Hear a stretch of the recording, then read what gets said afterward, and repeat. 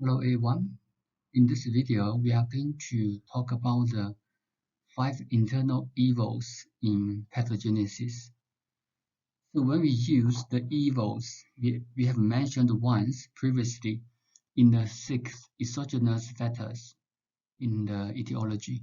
So the evils, we said that it refers to some pathogens that can cause diseases. Then we call them evils.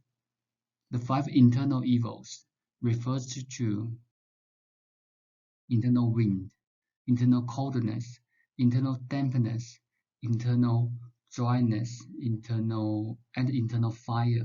Sometimes some translation they prefer not to use the title.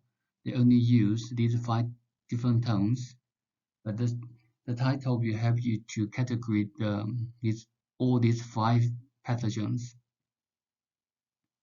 As you can see from the name, internal wind, internal coldness, the internal actually refers to, it actually already indicated that where is the location of the pathogen.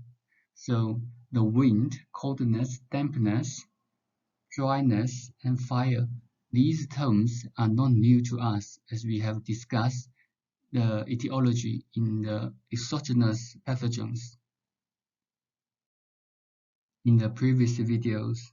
So the only difference between these two categories is the internal and external, which is exogenous. The internal wind, we have the similar characteristics of the wind, which is the wind can move here and there, which we have discussed as it might be the trembling. Trembling in the muscles in the bodies then is the symptoms of the wind. So the first evil we're going to talk about is the internal wind. The internal wind is related to the liver. The wind pathogen is related to the liver very closely. That's because from the 5 elements, the liver, the wind, and the wood are linked together. And also not only from the theory only, we also see these kinds of relationship in the clinical practice. That's why we also use these kinds, the liver, link the liver to the wind. So the liver internal wind refers to the symptoms or the situation, the condition in a pathological situation that the patient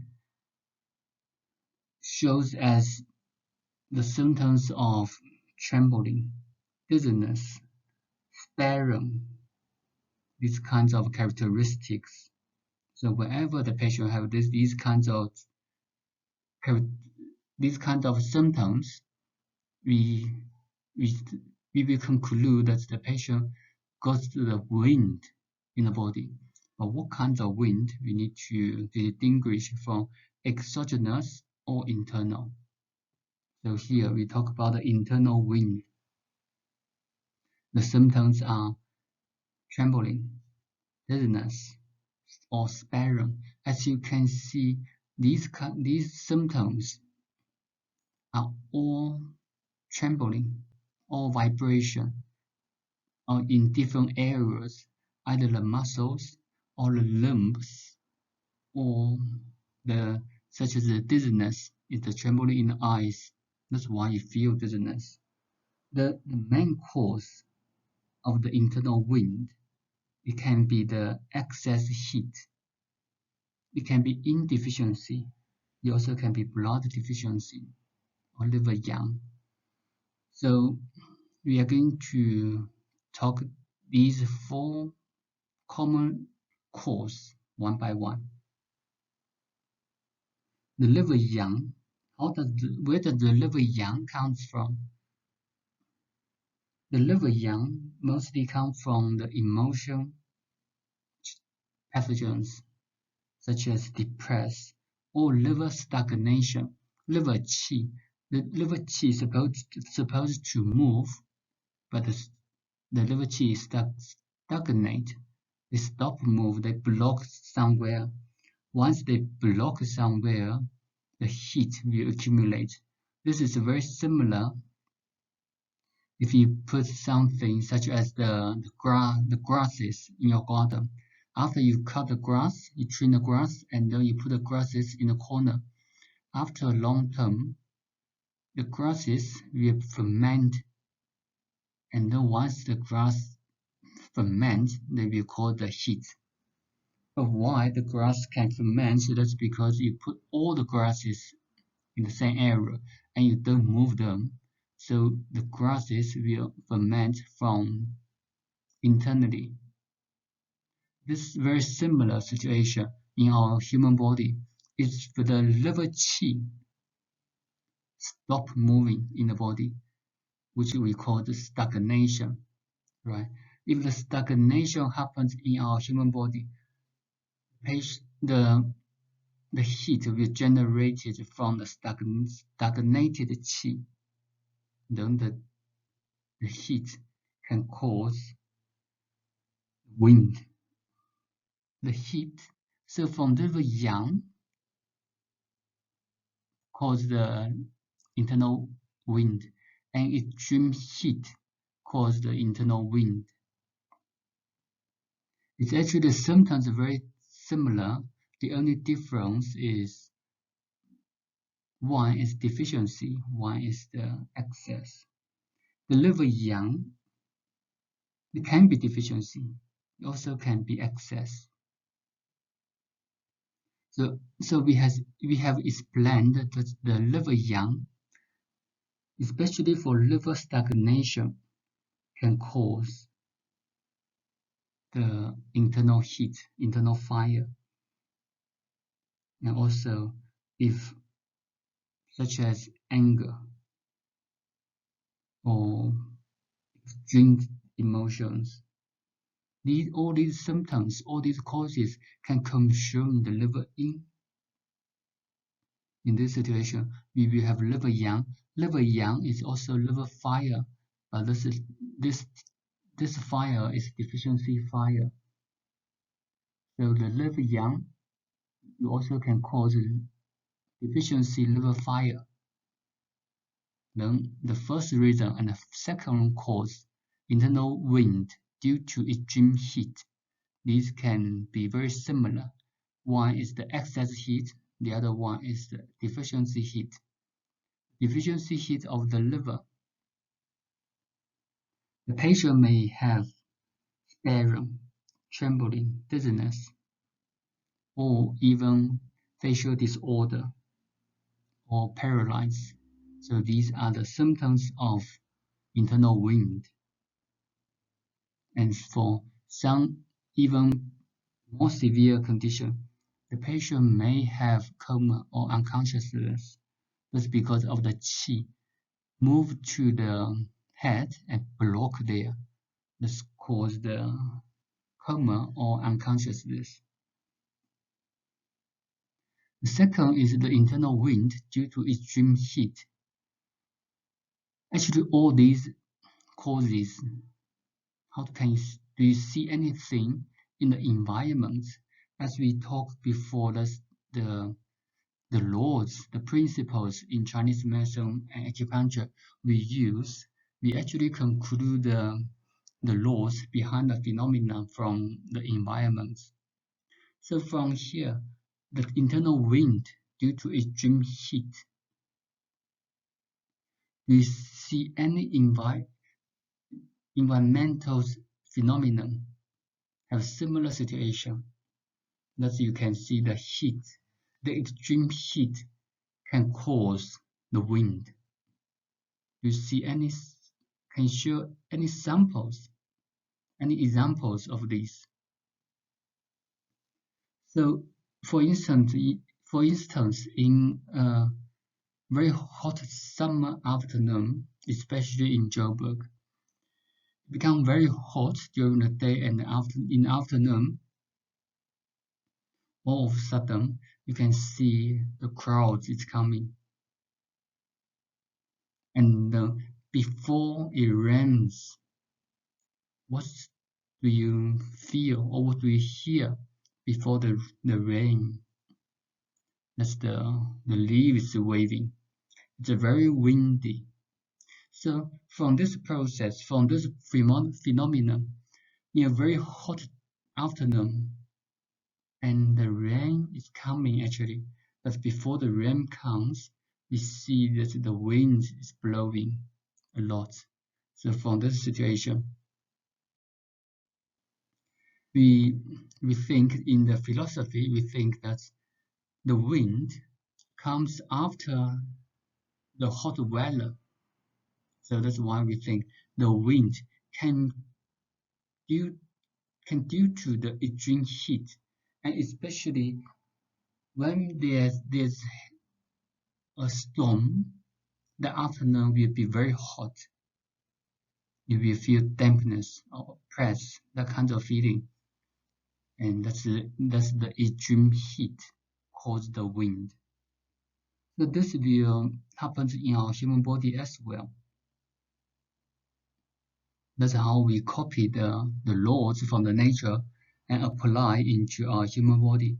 Internal extreme heat. So if we got extreme heat in the body, especially for the liver heat, liver fire,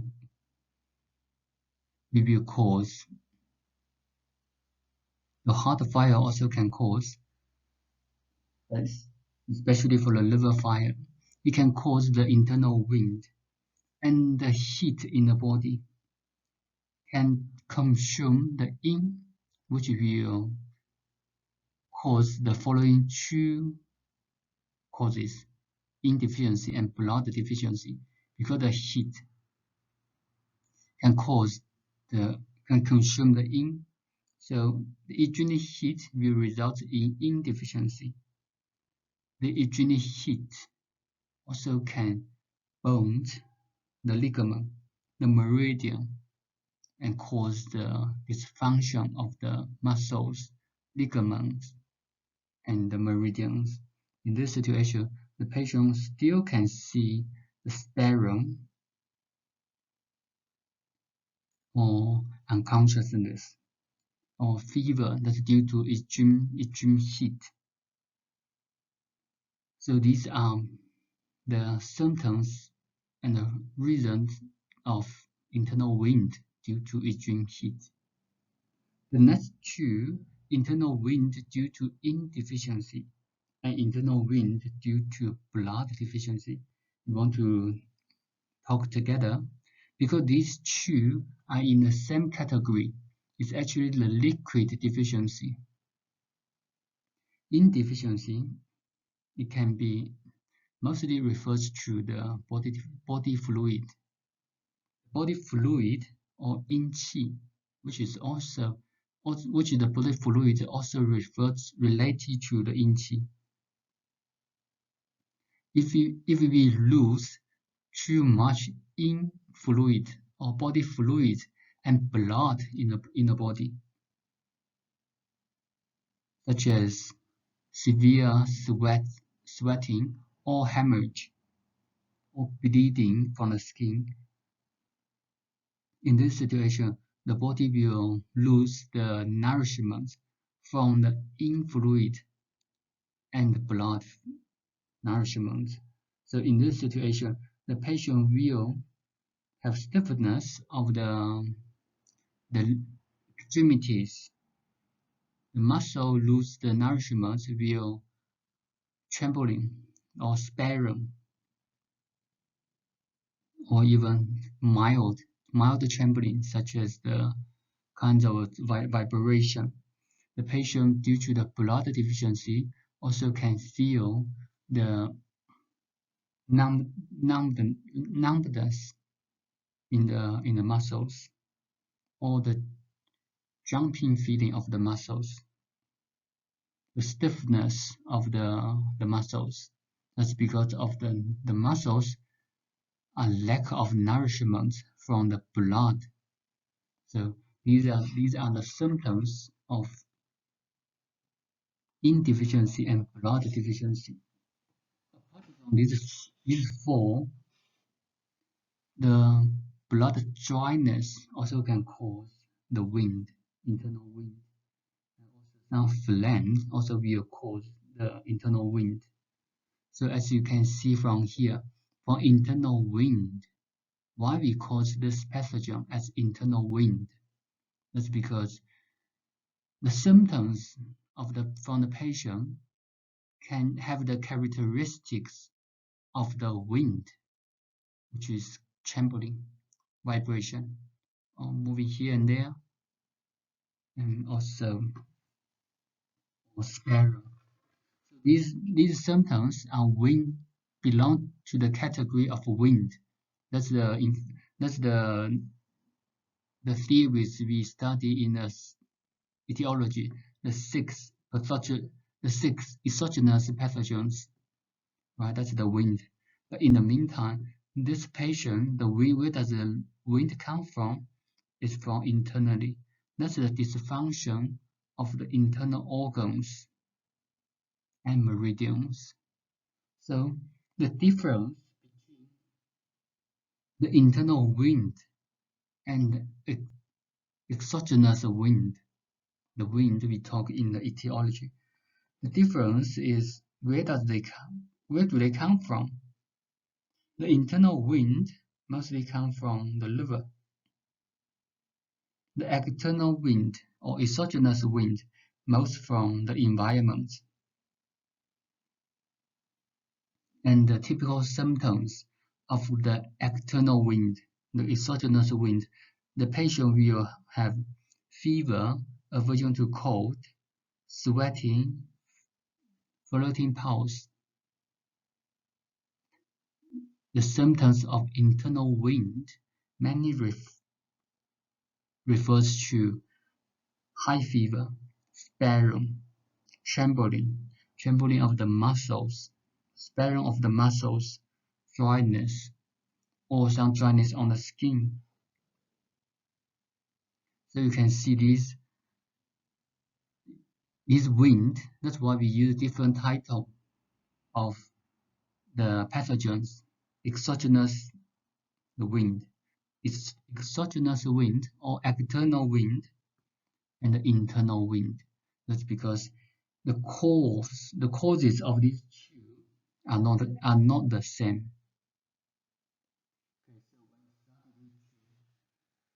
Don't mix them.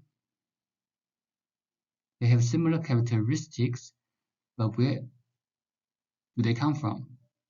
They are coming from different areas, coming from different causes.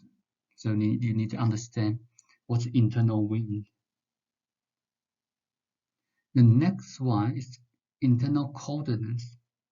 Coldness we also have introduced in the exogenous pathogens. The coldness refers to the cold feeling or cold condition in the body. The coldness in the exogenous pathogens is mainly from the environment. So that's the environmental factors, such as the cold weather or cold working environment. The internal coldness mainly refers to the coldness or hypofunction of the organs due to yang deficiency of the organs. So if the yang deficiency in our human body, if we lack of a yang, then you need to think about the yin and yang. Yang is the warmth, yin is the coldness.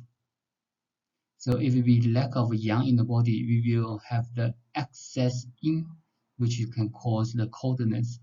In this situation, we think that it's internal coldness because that's the 脏腑 deficiency, yang deficiency. The internal coldness also can come from the exogenous coldness.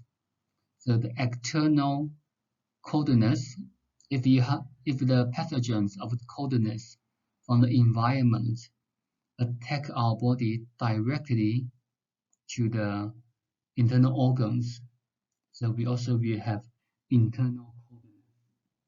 The internal coldness also will depend on which organs affected. Mostly affects in such as spleen,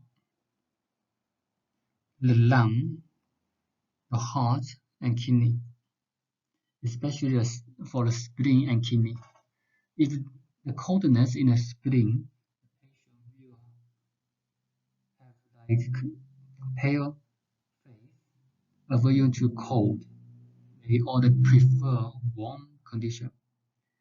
Cold, cold lumps, such as the cold feeling in the fingers or the feet, pale tongue and white coating or slippery coating of from the tongue.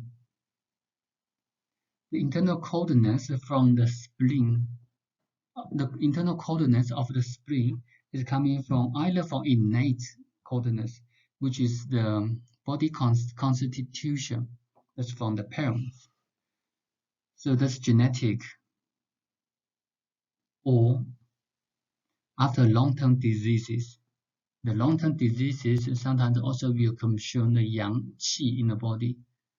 The internal coldness also can come from long-term cold diet, such as if you eat ice cream all the time, or if you eat salad all the time, if you drink green vegetable smoothie all the time. All these kinds of diet will damage the yang qi in the body, which causes yang qi deficiency in the body and results into internal coldness. Internal coldness, when it affects the spleen, can have the symptoms we have mentioned just now. Internal coldness also can affect the kidney, which can cause the fertility problems. In ladies, it can cause the problem related to menstruation, such as late menstruation or dysmenorrhea, which is the painful menstruation. Since the internal coldness is due to the yang deficiency, the yang qi deficiency of the body, the yang qi is a part of the qi, yang qi deficiency, we have the symptoms of qi deficiency. The qi deficiency, the patient also may feel fatigue, and also the qi deficiency will affect the water metabolism. So the patient may generate in dampness or phlegm or even edema or diarrhea. And then if the patient suffer from the lungs coldness, if they cough and cough with the phlegm, you will see the color of the phlegm is white and clear, and the urine of the patient will be clear as well. So these are all related to the coldness, the internal coldness. Different symptoms is only because the coldness affects to different organs. So these are the symptoms of internal coldness. The difference between the internal coldness and the exogenous coldness, also from the cause. One is from internal, the other one is from external.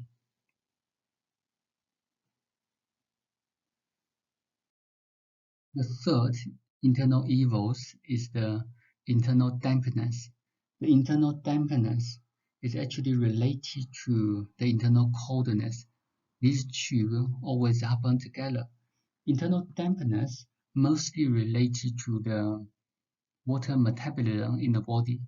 Which organs are related to the water metabolism most closely? That's the spleen. The transportation and transformation of the function of transportation and transformation. So if the spleen, the middle jiao, lose the function of transportation of the fluid, the body fluid, and also the distribution of the body fluid, it will cause the dampness internally. So this dampness is from the dysfunction of the spleen.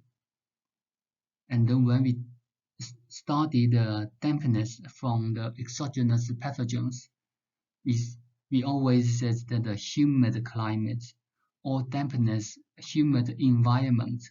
So that's from external. And now it's the internal from the dysfunction of the spleen. So for this situation, the patient will have spleen deficiency. Where does the spleen deficiency come from? It came from the innate problem. So in this situation, the patient will always have the spleen deficiency. That's from genetic. Also, the spleen deficiency means the function of the spleen doesn't function well, and this doesn't function well can be congenital.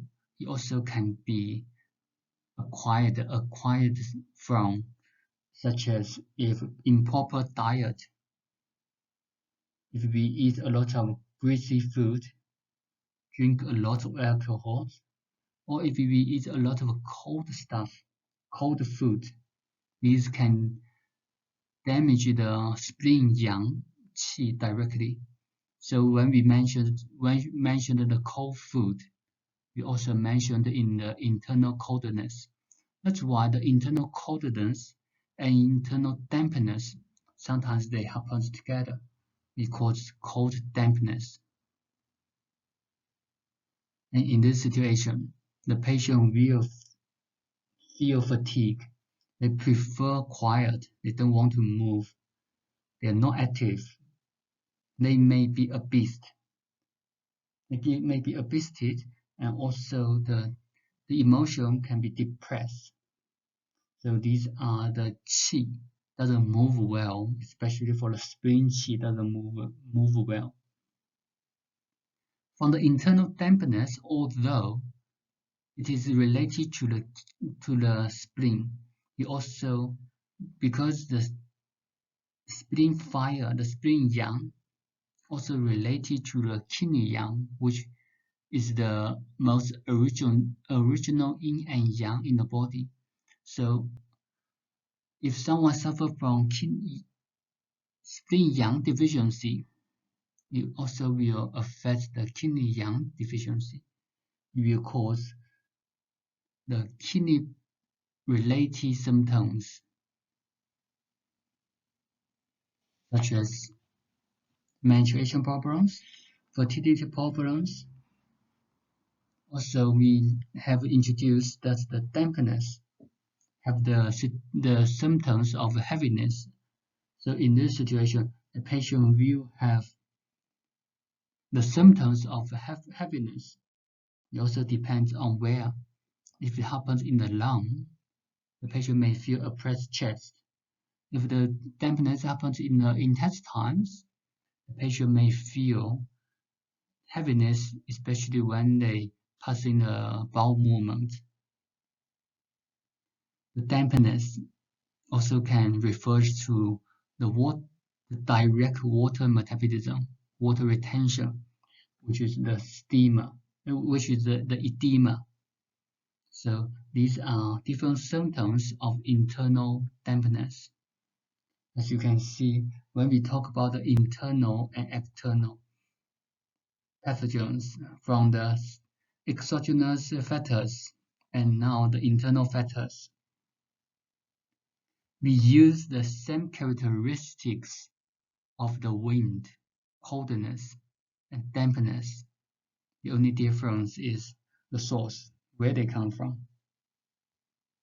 They come from the internal Pathogens, when they affect our human body, the most typical symptoms is they going to affect our human body directly via the organs.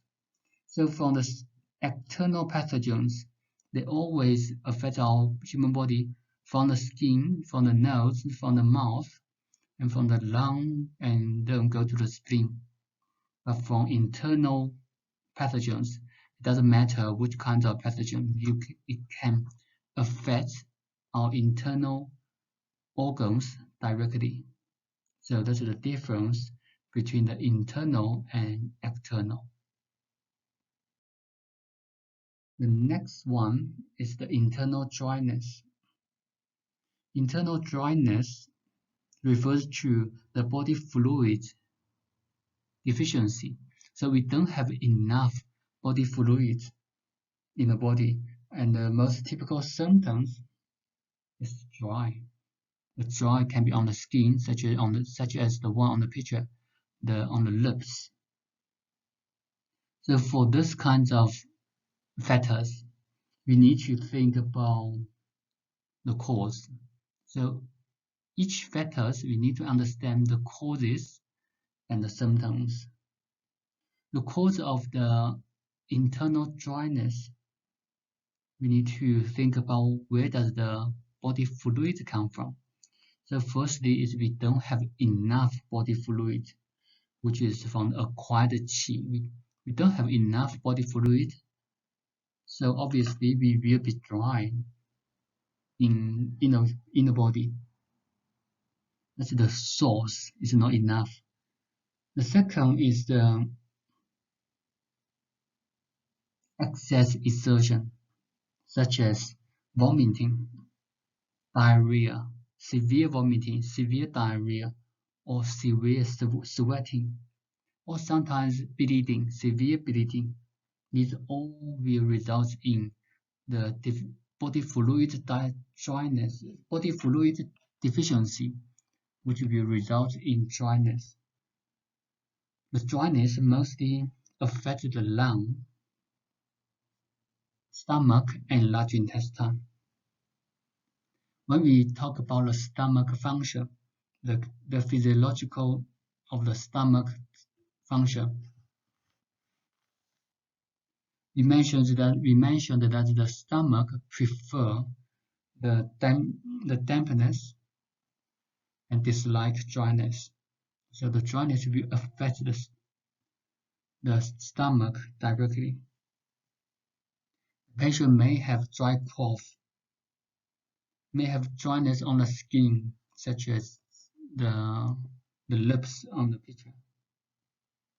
The patient may feel thirsty, dry tongue, dry nose, and also less tear, so dry eyes, or constipation, even dry stool, and less urine. So these are different symptoms of dryness.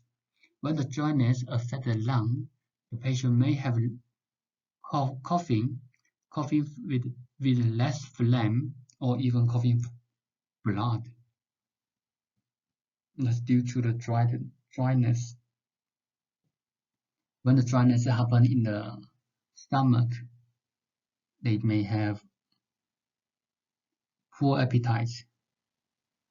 So when we discuss the symptoms, we always combine with the symptoms of the organs, the physiological function of the organ.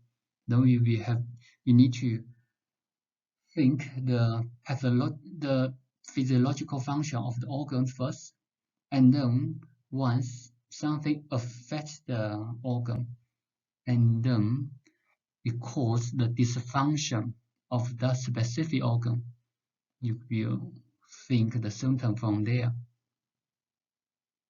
That's how to remember what kind of symptoms can the internal dryness cause.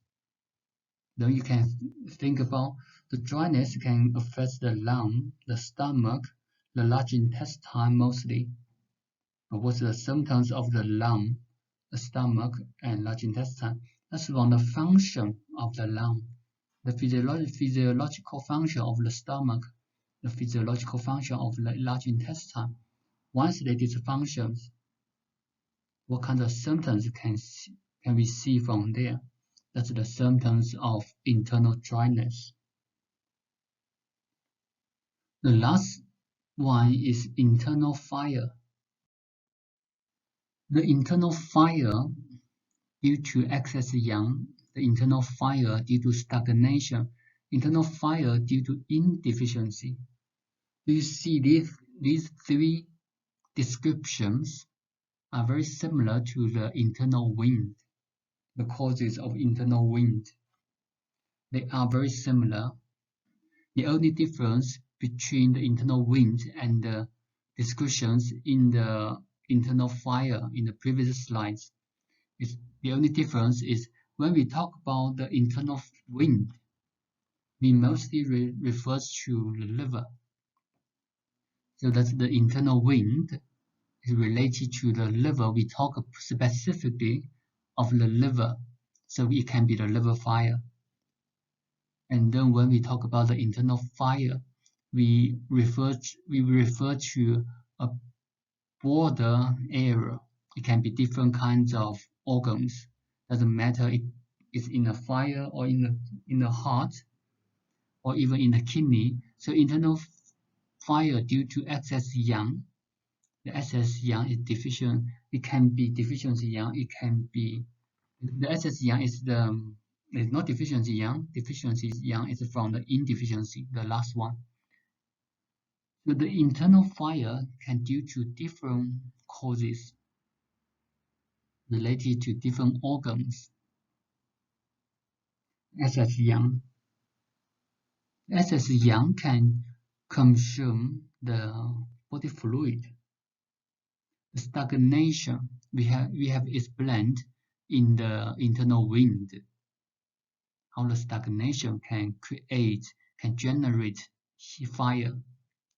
Internal fire due to indeficiency. That's also we also have introduced in the wind, internal wind.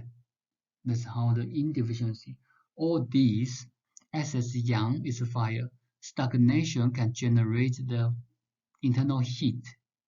Indeficiency can generate internal heat, consume the body fluid, and these we call internal fire.